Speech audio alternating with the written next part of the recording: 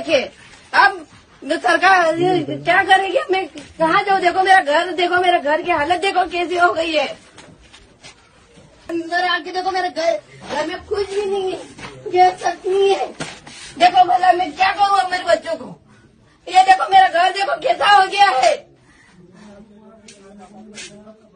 मैं अकेली लेडीज, अकेली भाई, मैं बेरोजगार हो गई हूँ सब। बीते एक दिन पूर्व यानी शनिवार 16 अप्रैल को दिल्ली के जहांगीरपुरी इलाके में जो कुछ भी हुआ उसे सभी ने देखा। हनुमान जयंती के उपलक्ष्य में निकल रहे जुलूस पर पत्थरबाजी हुई, मारपीट हुई, आगजनी हुई, यहां तक कि कारों में तोड़फोड़ भी हुई। इस घटना को लेकर सबके अपने अपने दावे हैं। हिंदुओं के मुताबिक मुसलमानों की पहले से तैयारी थी। यात्रा पर पत्थरबाजी मुसलमानों ने की। पत्थर, कांच की बोतलें, तलवारें आदि पहले से जमा कर लिए गए थे।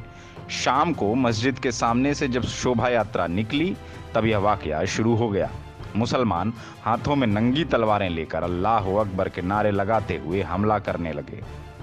यह एक पक्ष की बात थी। अब आते हैं दूसरे पक्ष पर। मुसलमानों के अनुसार दोपहर से जहांगीरपुरी के अलग अलग हिस्सों में जुलूस निकल रहे थे। हम लोग खुद इनका स्वागत कर रहे थे, लेकिन शाम 6 बजे जो जुलूस निकला वह मस्जिद के सामने रुका।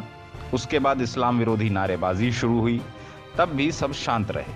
उसके बाद अचानक 2-3 लोग मस्जिद की दीवार पर चढ़कर भगवा झंडा लगाने लगे।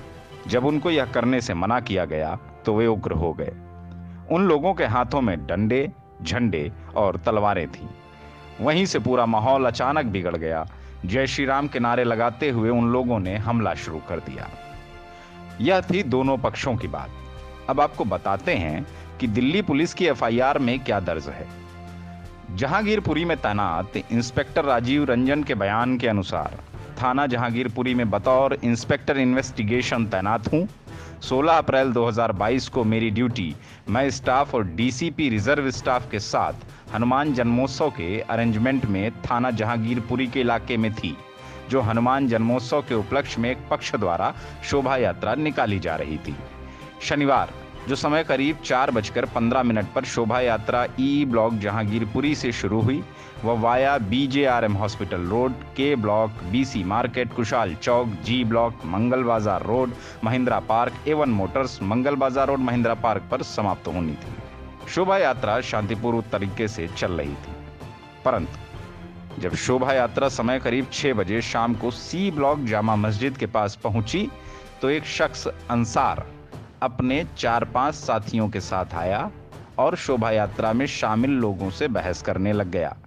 जो बहस ज्यादा बढ़ने के कारण दोनों पक्षों में पथराव शुरू हो गया, जिसके कारण शोभा यात्रा में भगदड़ मच गई। इंस्पेक्टर राजीव रंजन के अनुसार मैं स्टाफ की मदद से इस पथराव को रोकने व शांति बनाए रखने की अपील करते हुए दोनों पक्षों को समझा बुझा कर अलग अलग कर दिया गया, लेकिन कुछ ही मिनटों बाद दोनों पक्षों की ओर से अचानक फिर से नारेबाजी व पथराव शुरू हो गया, जिस पर इंस्पेक्टर ने कंट्रोल रूम को इस बाबत सूचना दी, जिस पर अन्य पुलिस अधिकारी मैं पुलिस बल मौके पर आए। हालात संभालने के लिए सीनियर अधिकारियों द्वारा लोगों से शांति कायम करने की बार बार अपील की गई, लेकिन एक पक्ष द्वारा लगातार पत्थरबाजी की जा रही थी, जो इस हालात को काबू करने के लिए 40 से 50 टीयर शेल्स छोड़े गए। वो भीड़ को तितर बितर किया गया और साथ ही हालात को काबू किया गया।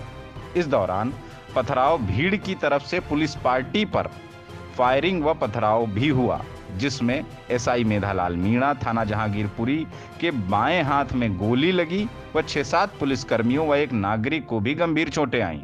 उपद्रवी भीड़ ने इस घटनाक्रम में एक स्कूटी में आग लगा दी व 4-5 गाड़ियों में तोड़फोड़ कर दी।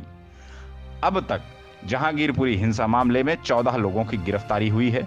हिंसा के दौरान फायरिंग करने वाला असलम भी दिल्ली पुलिस के हत्थे चढ़ गया है। हिंसा की जांच के लिए पुलिस की 10 टीमें गठित की गई हैं।